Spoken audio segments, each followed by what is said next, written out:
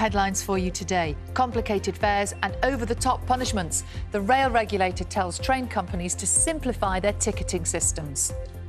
President Trump doubles the tariff on steel imports to the United States, but he spares the UK for a while at least.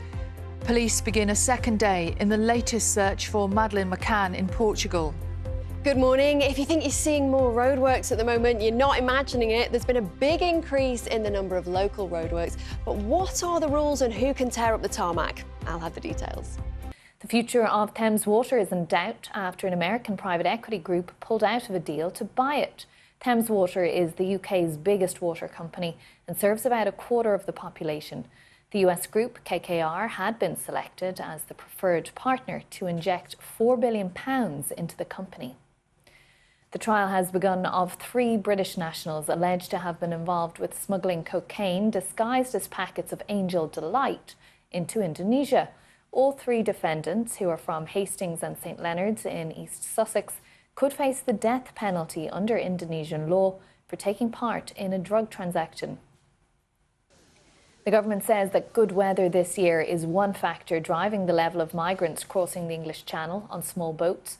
The Home Office says that between January and April there were twice as many favourable days for crossings compared to the same period last year. The Conservatives accuse the government of blaming the weather for the record crossings this year. And the singer Jessie J has announced that she's been diagnosed with breast cancer and plans to have surgery after her performance at Capital's Summertime Ball later this month. Posting on social media, she said the cancer is at an early stage and she wanted to go public with her diagnosis to show solidarity with others who are going through similar experiences. I have been in and out of tests throughout this whole period. I just wanted to be open and share it. One, because selfishly, I do not talk about it enough. I'm not processing it because I'm working so hard. I also know how much sharing in the past has helped me with other people, giving me their love and support and also their own stories. I'm an open book. It breaks my heart that so many people are going through so much, similar and worse. Jessie J, who has announced she's got breast cancer and is having surgery in the coming weeks. We send her all the very best from everybody here. Let's look at the papers this Wednesday morning, shall we? And we've been hearing the Chancellor, Rachel Reeves, is set to announce £15 billion in transport funding outside London. According to The Guardian's front page, the paper says it's part of a bid to try to calm down Labour MPs who are really concerned about a return to austerity. The Times focuses on how police chiefs have warned Sir Keir Starmer that cuts will mean stark choices about which crimes they can investigate. Let's have a look at The Express, which reports on the government's claims that more small boat crossings are recorded on warmer days, which has been mocked by both the Conservatives and Reform UK. And on the Eye, the UK will stockpile military medical supplies for nuclear attacks. The Ministry of Defence has been urged to work closely with the NHS and military healthcare for the most extreme circumstances. And there's an interesting survey in the Daily Mail this morning that we've both been talking about this morning, which basically says it's not the big stuff that drives us mad, it's the little things. Yeah, what makes you stressed, what makes you cross. Yeah, and they've done a thing here which says that the number one micro stress in our lives is being stuck in traffic. 53% have said, yeah, it's true. That is true. It is true. But I think, actually, the stress at number 2 is quite a big one. A bin bag breaks as you take it out. You know, you pull the bin bag out and it collapses. You've got to get another bin bag, scoop it all up. It's really good. Losing your keys. Yeah, that's me every day. Oh, no. Do you know what's me every day? People who walk slowly. You're the fastest walker I know. I know, and that's when people who walk slowly in front... Yes, exactly.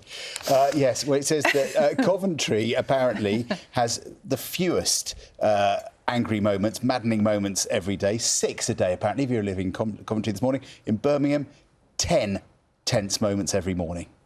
Well, they're not too far apart, Coventry and Birmingham. I wonder what the difference is. I don't know. It's quite a big difference. That's quite a big difference. Tell you what, one thing that drives us all mad, there has been an increase in the amount of local roadworks being carried out all over the country by utility firms over the last few years. Yeah, and it's causing a headache for residents and businesses. Sarah is here and has been looking at the details. This is bound to wind us all up. Is it more stressful than bin juice on your shoes when you're taking Oh, a bin bin juice, out? don't. I'm not sure.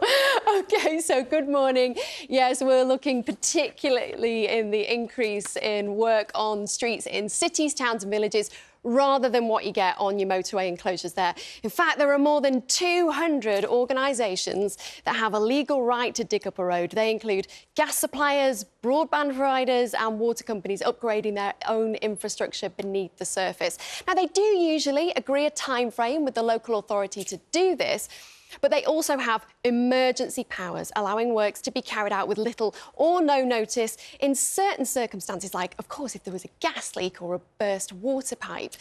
Now, back in 2018, utility firms dug up an average of around 13,000 roads per local authority in England, and that went up to more than 17,000 last year. As well as making you late for work, they can also dent the profits of nearby businesses. Tonight at 6, the Chancellor confirms more pensioners will get their fuel allowance back in time for this winter after the government's U-turn, though she doesn't say how many.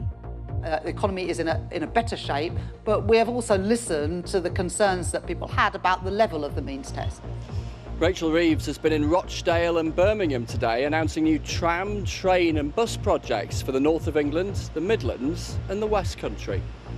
Also tonight, we hear from the head of the International Red Cross, who says what is happening in Gaza surpasses any acceptable legal, moral and humane standard. In a phone call, President Putin tells Donald Trump he will have to retaliate for Ukraine's drone attack on Russian jets.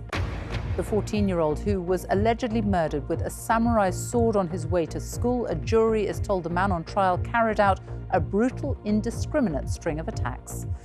A digger is brought in as police continue their search for Madeleine McCann. We'll have the latest from Portugal.